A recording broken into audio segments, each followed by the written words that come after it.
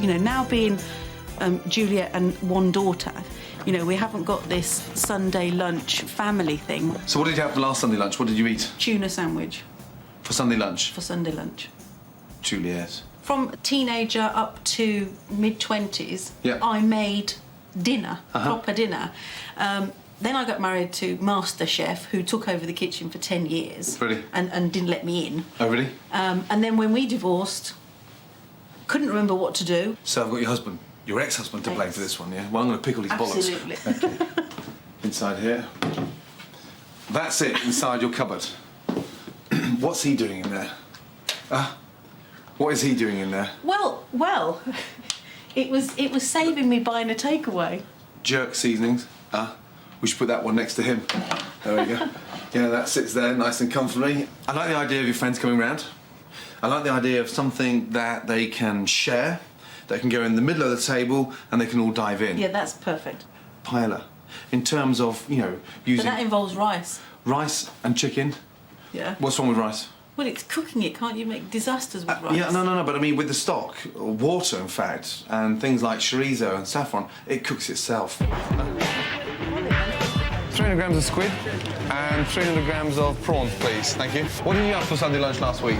Roast chicken, I think. How many was at the table Sunday lunch? Probably about 10. There you go, see? Paella, when was the last time you made one? Never. Okay, chorizo. Yeah, just smell that. Nice. Spicy. And it actually flavours the rice as well at the same time. Good. Get hold of the chilies. Why are you taking the seeds out? Well, they are really hot, and I want to use the the whole chili rather than the seeds. Just slice it down like that. And the nice thing about sweating the chorizo down with the onions... Oh, what was that? Chili. You see? That nice romantic moment when you're not crying over a phone bill, you're crying over a paella. I'm using chicken, but you can also make this with fish or rabbit. Adding sherry gives it a deeper flavour. Once that's evaporated, what I want you to do is pour the rice in. And this is where you always get a little bit confused, isn't it? Sprinkle the paella, mix it all in. I want to get that rice nicely coloured. OK. There you go. So next I want you to do is to get the saffron. What does this do? The saffron gives it an amazing colour and gives it a really nice flavour as well. And to finish off, prawns, squid and clams. So far, so good? So far, yeah. Understood. Come on, you're doing good. A little bit peppery there at the back. The tomatoes will bring that down. And there we are. Look, paella fit for a king. And then, my dear lady, we're ready to roll. Ladies! Oh, yes! Can I just say, it's been a long time since I sat around a table like this with ladies. Yeah, I'm starting to feel slightly intimidated. I'm going to ban texting, OK? No more texts on a Sunday afternoon. Oh, yeah. No, because you don't need to text each other. You're not be that frustrated because you're all going to be here. Yeah. High yellow rice. Is that, It's like a risotto rice. However, if you can't find paella rice, then choose the long grain. Madam, you have to promise me something today. Yeah? That... Name your price. Once a week, yes, that you'll start cooking something from scratch. From scratch. Good girl. I'm going to make a decision to go shopping with my list, and I'm going to motor around that supermarket, avoiding all the pre-packed, pre-cooked, pre-ready-made distractions. And I'm definitely going to cook. Good. So this is a local parade of shops, right? Yeah. Here we go. This is one of our favourites. This is one of our favourite. One of your favourites. Yeah. It's very villagey. So when was the last time you were here? Hello. Hi guys. What's the first thing you smell in here? What do you smell? Spices. Something that can't go off. So we'll think of things like turmeric, mustard seeds and fennel seeds. Lovely spices you've got. How you doing? Hiya. He does my kebabs. He does your kebabs? Yeah. You serve him kebabs? These people always come for the kebab. Sometimes 3 times, 4 times in a week. That's a slight overreact. That's an 4 times a week on top of the pizzas, the takeaway curries. Fuck me, we've got some work to do. Yeah, no. Right, we're going to do something simple. Cool. Something that won't stress you out and something can be done quicker than ordering a takeaway. A very straightforward, easy Malaysian curry. We're going to make a curry paste. Right, OK. The most exciting thing about this paste is that you can make it the start of the week. Yeah. use a bit of it and just keep it in the fridge. It's there, ready, like butter. OK, Dave, I want you to peel the ginger. Gordon, I want you to cut the chillies in half. Garlic, lemongrass and shallots. What we're going to do with these ingredients, we're not going to chop them all. We're just going to blend them into a paste. Bung everything in a blender, add turmeric and blitz. Then add a drizzle of groundnut oil and blitz again. Give a little shake. And that's your paste. Okay. Put a little smell of that in there. Oh, wow. Get it all nice and hot. Yeah. And wash. A little bit in there. And start cooking that out. OK. Now, once we start cooking off this paste, then we're going to slice the onions, put the onions in. OK? Just look at the colour of that now. Look. That's the little magic ingredient in there. Now, this is what it should be like at the weekend, you guys cook. You know that, yeah? Yeah. How does it feel to be cooking? I'm actually really enjoying it. Really superb. How are they doing, those onions? Sweating down nicely? Sweating down nicely, yeah. See the way it's all starting to break down? Yeah. That's ready now for the chicken. So, don't worry about burning your little fingers. All right. Yeah, on there like that, look. Down, OK? And start sweating the chicken down. So you decided to keep them on the bone, Gordon, rather than take them off? The reason why I'm going to keep them on the bone, OK, is as it's cooking, I don't want the chicken drying out. Coconut milk in, please. OK. Take your time. Will work. Then add a tin of coconut milk, followed by some stock, spices, and soy sauce. Now, one thing I haven't seen in here is anything sort of slightly healthy. So the curry's going to be finished with some green beans. All right, OK. We're going to finish it with green beans, but, hey, you can finish it with spinach, you can put broccoli in there, you can put cauliflower in there, you can put potatoes in there at the end, but you've got to start eating a little bit fucking healthier. Yeah. How could you compare that in your fridge, standing next to that fucking roll of furry, sticky, stinky fucking ham? I'm embarrassed about that. I'd be fucking embarrassed. I was embarrassed at the beginning about that.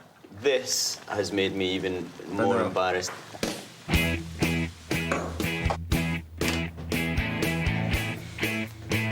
Just in case.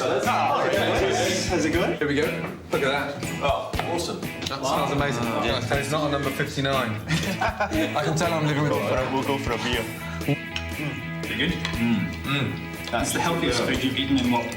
Oh, it's delicious. Decades. For me, the most important message is for you guys to keep it up. Because you can slip back into your own ways. No, not at all. Yeah? And you're going to have a fucking pot belly bigger than my fucking pig in the back. It's so nice to see you around the table. Guys, can you do me a favour? And stay around the table. Yeah? Cheers, guys. And stay off the fucking telephone ordering shit. Yeah. Guys, Good health. seriously, guys, let's do this more often.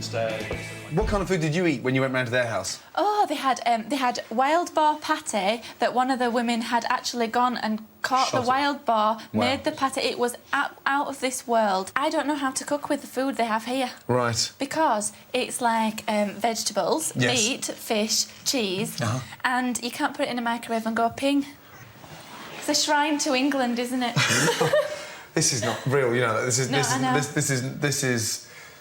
And bear in mind, none of this stuff you can get here. Baked beans and soup. What's in there? Right. So in here we have more beans. I mean, this place is festered with baked beans. Yeah, it is. Get your coat. Right. We're going shopping.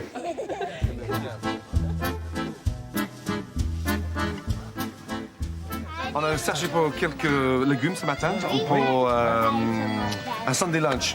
3 of them, yeah, nice. On the vine, lovely. Good. Now, that's not too scary, is it? No, that's okay. He's your best mate now, He's yeah? nice, yeah. Perfect. C'est gentil, merci. There you go. And do you know the nice thing about this? When they get to see you once a week, twice a week, they get to know the kids' names, they get to understand. You become a bit of a local, then you get the stuff cheaper. Yeah. I'm going to get Vicky to cook a very simple dish using a cheap cut of lamb rump. They're going to bone it out, roll it, and then tie it. On fait la viande. Thank you. Une excellente journée. Vous aussi, là. Merci, Michu.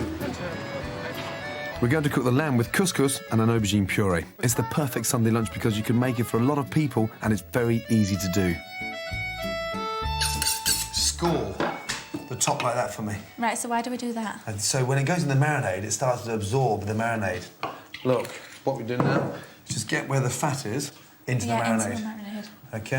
And that doesn't have to be done for sort of 3 or 4 days. It can honestly be done an hour before you need it. That smells gorgeous. So, aubergine. I thought aubergines were really complicated and you had to salt them first or soak them. But the reason why you have to salt them first is to get rid of that bitterness. OK? And then mixing your hands through there, yeah, definitely. Yeah. Good. Onions, straight into the pan. Season it also with a nice cumin. So, have a look at the aubergine now. OK.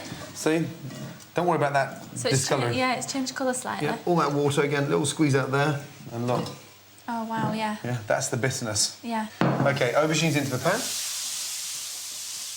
Cook the aubergines with fresh tomato, mix them with onion and cumin, and then puree. The lamb. OK. Now, remember, no colour, no flavour. OK, now, into the pan. Now, let me just show you something. I don't want to waste that. That goes over the top. It goes back in. Couscous is the perfect accompaniment to lamb. I'm using half a bouillon cube, which, don't worry, is acceptable even in France, but with fresh thyme for added flavour. The stalk, OK, and just... Add apples, sultanas, olive oil, and gently heat over bain-marie until it's fluffy. Just smell it now. So those herbs. Beautiful, yeah. OK, that's not over.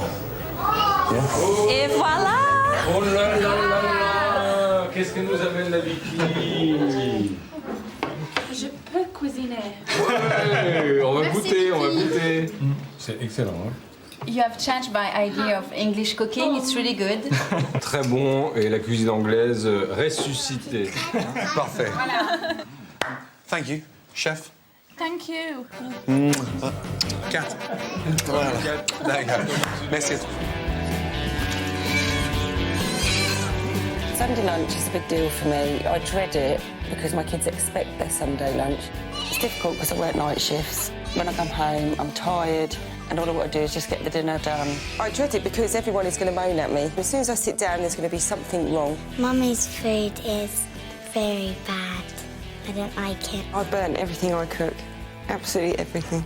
Sunday lunch is pretty non-existent in this house. There's no preparation, it's all thrown together. Right, I'm just going to pick up the nurses that have just finished their night shift, take them home, show them 2 or 3 things, and hopefully they'll keep their uniform on. Oh, my Ladies, God. now, who's who? I'm Joanne, and I'm Alex. No, one at a time. Cool, shit. Seatbelts on, please, ladies. You know, I've never been to delivery yet.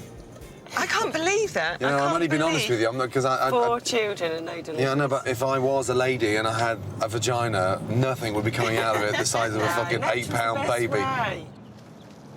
You've got 4 children between you? Yeah. Yeah? Who gives them a good dinner? They have the school dinners, they enjoy Well, they eat at school anyway. I know, but they have a school dinner. So they get a decent meal? Yeah, something to eat. Have a sandwich when they get home. So the kids know they get better food at school than they do at home? Yeah, that's right. Oh, my God. What's in here? What is that? Honey glazed roasted parsnips. They are fucking disgusting. Oh, fuck me. That's roast potatoes. Yeah. Jesus Christ.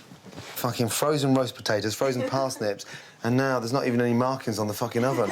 How do you know what's hot and what's cold? I don't know, we just turn it up full whack. Actually, I do know when it's done. When the fire alarms go off in the house, when they start going, then I know that dinner's... Oh, it's done! Come on, Christ. You look fucking great in uniform, but I don't think we can start cooking in those. Yeah? Yeah. Go and get changed. Don't come downstairs with the same clothes. Please?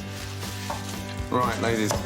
What we're going to do is keep it simple. So we're going to do something that's all in one pot. Something that's not stressful, straightforward. So it's a chicken fricassee.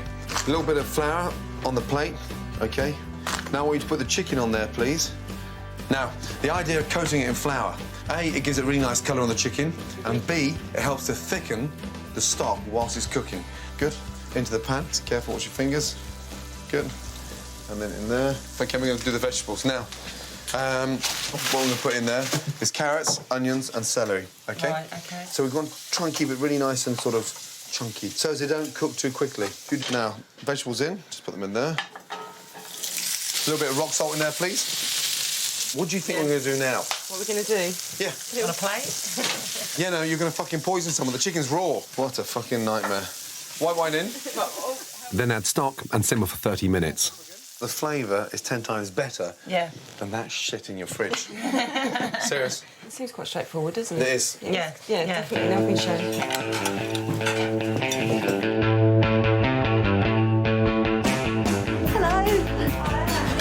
good for a change. Now, who'd like some chicken? Some carrots. Nice. What you've got to help me with is to make sure that Mum cooks all the time. Say, Mum, I know you're busy, I know you work night shifts, but we can still have that delicious chicken dish again, yes? Delivering 2 cooks. Chin chin. Thank you.